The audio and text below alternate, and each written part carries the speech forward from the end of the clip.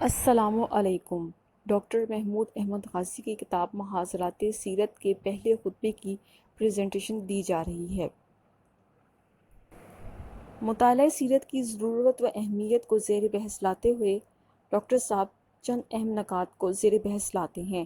علم سیرت کب اور کیوں شروع ہوا؟ علم سیرت کی ضرورت اور اہمیت کیوں محسوس ہوئی؟ ابتدائی طور پر علم سیرت کی تدوین کو کن خطوط پر مکمل کیا گیا؟ علم سیرت میں کن حضرات نے حصہ لیا اور کن کن مناہج اور اسالیب سے کام لے کر سیرت نگاروں نے سیرت کا یہ سارا خزانہ تیار کیا۔ اس کے علاوہ دو موضوعات اور بھی ہیں: ریاست مدینہ کے معرض وجود کے مقاصد، ریاست مدینہ کے خصائص اور بنیادی طور پر ذمہ داریاں۔ علم سیرت کا آغاز و احیا برصغیر پاک و ہند میں، نامور سیرت نگاروں کا ذکر اور علم سیرت کی ضرورت و اہمیت مسلمانوں اور غیر مسلموں کے لیے۔ یہاں یہ بات قابل غور ہے کہ مسلمانوں اور غیر مذاہب کے لوگوں کے ہاں سیرت نگاری کے اسباب اور محرکات بھی مختلف ہیں۔ علم سیرت خود اتنا ہی گہرا علم ہے جتنا خود علم قرآن کریم۔ جس طرح قرآن مجید کو محفوظ کر لیا گیا ہے، اس طرح سیرت کو بھی قیامت تک کے لیے محفوظ کر دیا گیا ہے۔ سیرت کے لغوی معنی ہیں طریقہ کار، چلنے کی رفتار اور انداز۔ عربی زبان میں اس وزن پر جو مصدر آتا ہے، اس کے معنی کسی کام کا طریقہ یا کسی کام کو اختیار کرنے کے انداز ہیں۔ عربی زبان میں سیرت کے معنی لائف سٹائل کے ہیں۔ جلد ہی سیرت کا لفظ ذات رسول پاک صلی اللہ علیہ وآلہ وسلم کے ساتھ مخصوص ہو گیا۔ انگریزی زبان میں لفظ شامل ہوا اور یہ بھی آپ صلی اللہ علیہ وآلہ وسلم کی ذات اقدس کے لیے مخصوص ہو گیا۔ قاضی محمد علی تھانوی اپنی کتاب کشاف الاصطلاح الفنون میں سیرت کی لغوی تشریح کرتے ہوئے لکھتے ہیں: شریعت کی اصطلاح میں اس لفظ کا زیادہ استعمال مسلمانوں کے اس طریقہ کار پر ہوتا ہے جو وہ کفار، غیر مسلم، مسلمان باغی، مرتدین، اہل ذمہ اور دوسروں سے معاملہ اور طریقہ کار کے بارے میں اختیار کرتے تھے۔ عہد فاروقی میں جب بڑے بڑے علاقے اسلامی سلطنت میں داخل ہوئے تو غیر مسلموں کو بھی سیرت النبی سے فائدہ ملا۔ علم سیرت اپنے ابتدائی دور میں دو حصوں میں مشتمل تھی۔ پہلا حصہ مغازی، اس حصے میں رسول پاک صلی اللہ علیہ وآلہ وسلم کے حیات اطہر کے واقعات تھے۔ دوسرا حصہ سیرت، اس حصے میں قانون، فقہی رہنمائی اور ہدایات شامل تھیں۔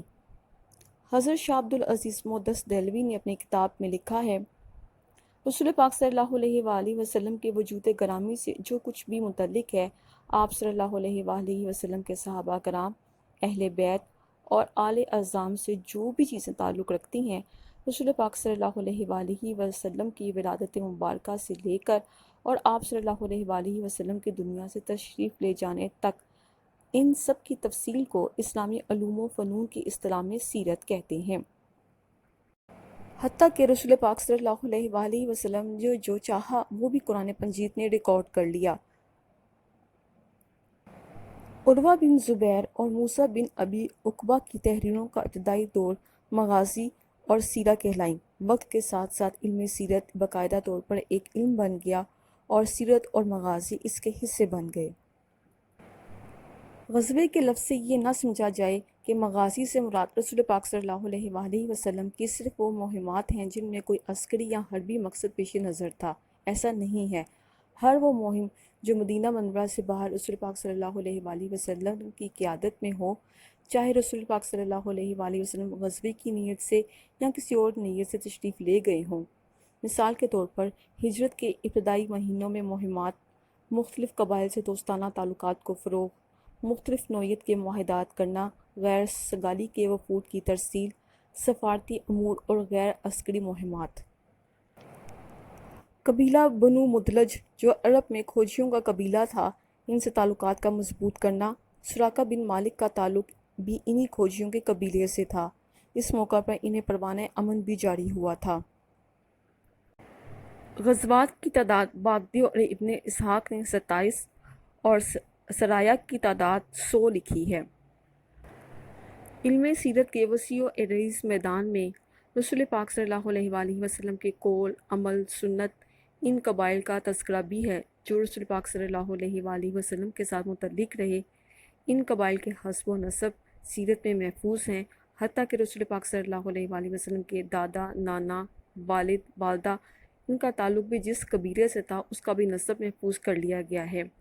عرب کے سیرت نگاروں کے مطابق عرب کے جتنے بڑے اور اہم قبائل تھے ان سے رسول پاک صلی اللہ علیہ وآلہ وسلم کا کوئی نہ کوئی تعلق تھا۔ نام و نسب کو یاد کرنے کے لیے اسی وجہ سے علم و انصاب کا علم وجود میں آیا۔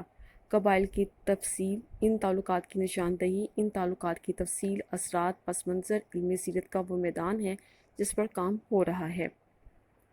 محدثین، سیرت نگاروں اور علماء کرام نے علم دیانت اور آپ صلی اللہ علیہ وآلہ وسلم سے محبت و عقیدت کے پیش نظر آپ صلی اللہ علیہ وآلہ وسلم سے متعلق ہر چیز کا ریکارڈ بڑی ہی توجہ کے ساتھ محفوظ کر لیا۔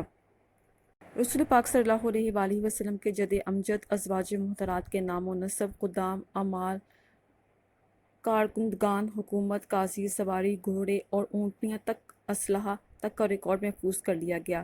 رسول اللہ کے تمام عدالتی فیصلے، رسول اللہ کے معاہدات، دستاویزات، خطوط مبارکہ، امن نامہ قرآن مجید کی طرح ہی محفوظ و مامون ہو گئے۔ علم سیرت کا تصور قدیم اور جدید مستشرقین کے ہاں کچھ اس طرح سے ہے۔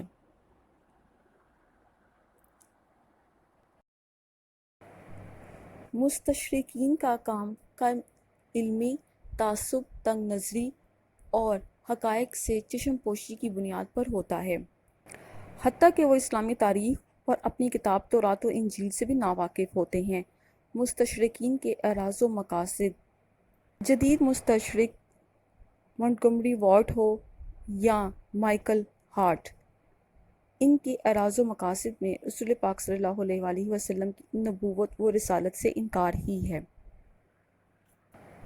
اور مستشرقین کا کوئی بھی زمانہ ہو، زمانہ اول، زمانہ دوم یا جدید، یہ رسول پاک صلی اللہ علیہ وآلہ وسلم کی نبوت و رسالت سے انکار ہی کرتے ہیں۔ سیرت کا آغاز، سیرت النبی ابتدائی دور میں، علم سیرت کا آغاز دور نبوی میں ہی ہو گیا تھا۔ صحابہ کرام رضی اللہ عنہ اپنے بچوں کو قرآن مجید کی طرح ہی سیرت نبوی کے واقعات یاد کروایا کرتے تھے۔ سیرت کا ارتقائی عمل درجہ بدرجہ۔ دوسری صدی ہجری کے وسط تک چھوٹی چھوٹی کتابیں، 8ویں 10ویں صدی ہجری تک سیرت کی کتابیں جو 10، 12، 15 جلدوں تک لکھی گئیں۔ حدیث اور سیرت میں فرق، حدیث کے موضوعات اور ہیں جبکہ سیرت کے موضوعات اور ہیں۔ حدیث میں اقوال و افعال تحریر کیے جاتے ہیں جبکہ سیرت میں رسول پاک صلی اللہ علیہ وآلہ وسلم کی حیات اطہر کو ترتیب کے ساتھ مدون کیا جاتا ہے۔ مطالعہ سیرت کی ضرورت، علامہ ابن قیم لکھتے ہیں کہ سیرت کا علم حاصل کرنا ہر مسلمان کے لیے فرض ہے، اس لیے کہ سعادت دارین رسول پاک صلی اللہ علیہ وآلہ وسلم کی لائی ہوئی رہنمائی اور ہدایت پر مبنی ہے۔ سیرت کی ضرورت و اہمیت کو ہم یوں بھی سمجھتے ہیں کہ مسلمانوں کے ایمان کا حصہ ہے اطاعت رسول۔ اللہ کے اطاعت صرف رسول پاک صلی اللہ علیہ وآلہ وسلم کے اطاعت میں مضمر ہے۔ سیرت سے ہی ہم قانون، فقہی رہنمائی اور ہدایت کو حاصل کر سکتے ہیں۔ رسول پاک صلی اللہ علیہ وآلہ وسلم کا اسوہ حسنہ اللہ تعالیٰ کی نعمت عظمیٰ ہے۔ علم سیرت کی اہمیت عالمگیر سطح پر، تہذیب و تمدن کی سطح پر اور انسانیت کی فلاح و تعمیری سطح پر بے حد لازم و ملزوم ہے۔ اس وقت پوری دنیا ایک گلوبل ولیج کی شکل اختیار کر چکی ہے۔ انسانی مساوات کے اصول، عدل و انصاف، امن و سکون، علم کے تمام شعبوں تک تمام انسانوں کی رسائی، دور جدید میں حصول علم پر پابندیاں، تہذیب و تمدن اور اخلاق کی بنیادوں پر انسانوں سے معاملہ فہمی، یہ وہ تمام اصول ہیں جو سیرت نبوی کے مطالعے سے ہی انسانوں کو حاصل ہوتے ہیں۔ ڈاکٹر حمید اللہ نے یہاں پر ایک نیشنل پریجوڈائز کا ذکر کیا ہے۔ عہد نبوی میں یہ تعصب بھی ہمیں ملتا ہے۔ رسول پاک صلی اللہ علیہ وآلہ وسلم نے ان پہاڑ جیسی عصبیتوں کا خاتمہ بھی فرمایا۔ آپ صلی اللہ علیہ وآلہ وسلم کے دور اقدس میں کئی لوگوں نے صرف اسلام اس لیے قبول نہ کیا کہ آپ صلی اللہ علیہ وآلہ وسلم ان کے قبیلے سے تعلق نہ رکھتے تھے۔ مستشرقین جو آئے دن رسول پاک صلی اللہ علیہ وآلہ وسلم کی سیرت اطہر پر سوالات کرتے رہتے ہیں، اگر یہی سوالات سیدنا عیسیٰ یا سیدنا موسیٰ کے بارے میں یا کسی دوسرے پیغمبر کے بارے میں انہی سے پوچھے جائیں تو ان کا جواب دینا مشکل ہے، اور ان کی جو شکست ہے وہ ان کی کم علمی کی وجہ سے ہوگی، اگرچہ وہ رومی علم و فنون عقلیات پر مبنی علم بھی رکھتے ہیں، مگر سیدنا عیسیٰ علیہ السلام کی متعلق پوری معلومات دینے سے قاصر ہیں۔ قرآن مجید آپ صلی اللہ علیہ وآلہ وسلم کی حیات اقدس کو اپنے اندر محفوظ و معمون کر لیا ہے۔ اس کے بعد سیرت نگاروں، محدثین، علماء کرام نے بہت محبت، توجہ اور عقیدت مندی کے ساتھ آپ صلی اللہ علیہ وآلہ وسلم کی حیات اطہر سے متعلق ہر شے کو محفوظ کیا۔ اس کا اندازہ ہم اس بات سے بھی لگا سکتے ہیں کہ پنجاب کے ایک دیہاتی جو اس وقت مدینہ منورہ میں مقیم ہیں، انہوں نے بیوت النبی کے نام سے ایک کتاب لکھی جس میں آپ صلی اللہ علیہ وآلہ وسلم کے حجروں کی تفصیل لکھی گئی ہے۔ انہوں نے جن پرانی کتابوں کا مطالعہ کیا، اگر اس میں مسجد نبوی سے ایک حجرہ 10 ہاتھ دور ہے تو انہوں نے اپنے ہاتھوں سے اس فاصلے کو ناپ کر اس کتاب میں درج کیا۔ افلاطون، ارسطو کے مکالمات، مہابھارت، ہیروڈوٹس سے مصادر و مراجع کا اگر پوچھا جائے تو کوئی بھی احتیاط کے اس پہلو سے اپنی کتاب کا حوالہ دینے سے قاصر ہے۔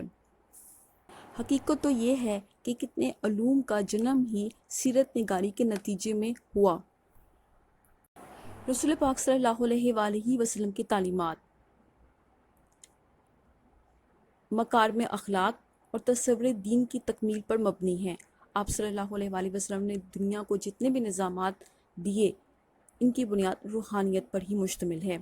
ضرورت اس امر کی ہے کہ اس وقت اس پوری دنیا کو انہی نظام کی تلاش ہے۔